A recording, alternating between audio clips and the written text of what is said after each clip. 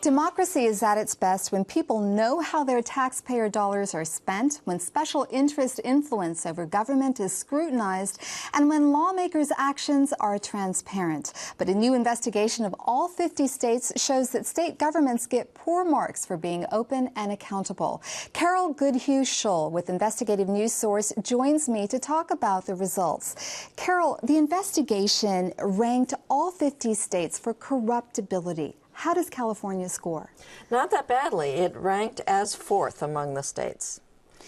So it ranked as fourth. Now, is that ranking connected to the strength of the accountability/transparency laws on the books or the actual application of those laws?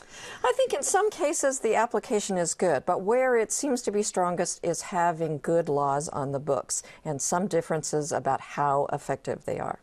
Now, let's break some of these categories down. California has some of the most transparent or strong campaign finance disclosure laws on the books, yet big money is still running state politics. How is that? Well, though the disclosure laws are awesome and they're very well enforced, the limits, in fact, are pretty meaningless. They are higher for a governor, if you want to contribute money to a governor, than for a federal campaign. So they're very generous limits to begin with, and then the loopholes around them are many, and they're well used. Now, California voters have made it clear that they want term limits for state legislators. How long do these legislators have to wait before they can become consultants and strategists and start influencing their former colleagues once they leave office? Well, actually, they can walk right out the door and become a consultant. To be a lobbyist where they're directly influencing their former colleagues, they're supposed to wait a year. But that strategy of becoming a consultant allows them to continue to have some effect. Is that long enough? Maybe not, but it seems like they're not paying attention to the one-year limit, so you wonder if a two-year limit would make a difference. Okay, now California has an ongoing budget crisis, which everyone knows about. Last year, they spent $4 billion to plug a pension budget hole. Yet you found that pension decisions for state workers are not being made in taxpayers' interests. Why? One of our sources, or several of our sources, explained that the system is set up by Constitution that the pension board has to put the interests of the pensioners first.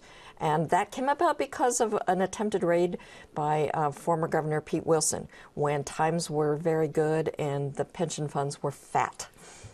Now, there appears to be some contradictions also. California gets high marks for gathering public input in the process before a budget is passed, yet the actual decision-making for budgets doesn't really take in the public's input. Explain that. Our sources explained that we're quite good at inviting people to come in and speak to the legislators, but then when it's time to make a decision, they go behind closed doors, and there are 4 members of the legislature who meet with the governor, and they make the decisions, and that is not an open process, and that's pretty common.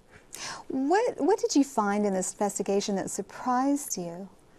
Well, one nice surprise, actually, was that redistricting was pulled off as well as it was. Its first time out, the Public Redistricting Commission managed to score very highly with our sources in terms of openness. They had 34 hearings. They received many, 20,000 written communications, lots of suggested maps. They set up places where people could get help in drawing their own maps to suggest to the commission.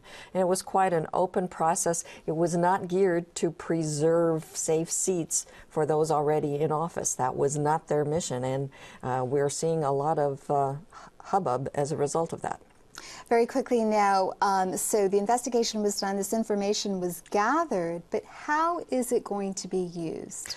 Well, I think what our sponsoring organizations hoped is that the good government groups that are active in lobbying for change will take these results and use them to try to plug the holes and fill the gaps.